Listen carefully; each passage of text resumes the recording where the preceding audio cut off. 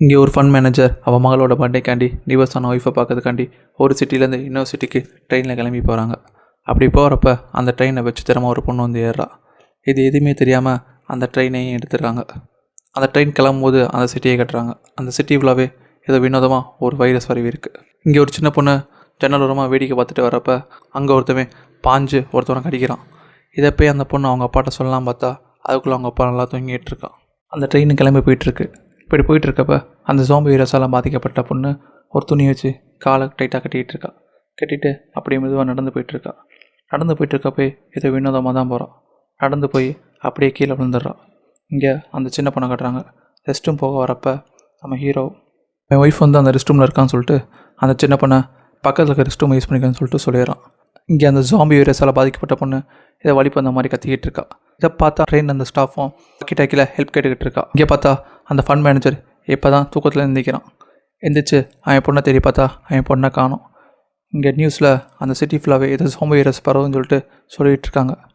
இதெல்லாம் பார்த்துட்டு அந்த ட்ரெயின் இருக்கவங்க பயங்கரமாக பேனிக் ஆகிட்டு இருக்காங்க. ட்ரெயின் ஸ்டாஃபு டாக்கியில் பேசிகிட்டு இருக்கப்ப அந்த பாதிக்கப்பட்ட பொண்ணு அப்படி மெதுவாக எந்திக்கிறான். எந்திரிச்சு அந்த ஸ்டாஃப் அப்படியே பயங்கரமாக கடிச்சு வச்சுட்ருக்கா. இதெல்லாம் பார்த்து அங்கே இருந்தவங்க என்ன நடக்குதுன்னு பார்த்துக்கிட்டு இருக்காங்க. இப்படி பார்த்துக்கிட்டு இருக்கப்பே அந்த பொண்ணு அங்கே இருக்கவங்களும் ஒவ்வொரு ஆளாக கடிச்சிக்கிட்டு இருக்கா. இப்படி கடிச்சவங்களும் கொஞ்சம் நேரத்தில் ஜாம்பி வைரஸாக மாறிடுறாங்க. இதெல்லாம் பார்த்துட்டு அங்கே இருக்கவங்க திருச்சி ஓடிட்டு இருக்காங்க. இங்கே ஜாம்பியாக மாறினவங்க அங்கே இருக்க எல்லாத்தையும் கடிச்சு அந்த ட்ரெயின் ஃபுல்லாகவே வெறும் ஜாம்பிஸாக மாறிக்கிட்டு இருக்காங்க. இங்கே அந்த சின்ன பொண்ணு என்ன சவுண்டுன்னு சொல்லிட்டு பாத்ரூமில் வெளியே வந்து பார்த்தா அங்கே எல்லாருமே வேகமாக திருச்சி ஓடிக்கிட்டு இருக்காங்க.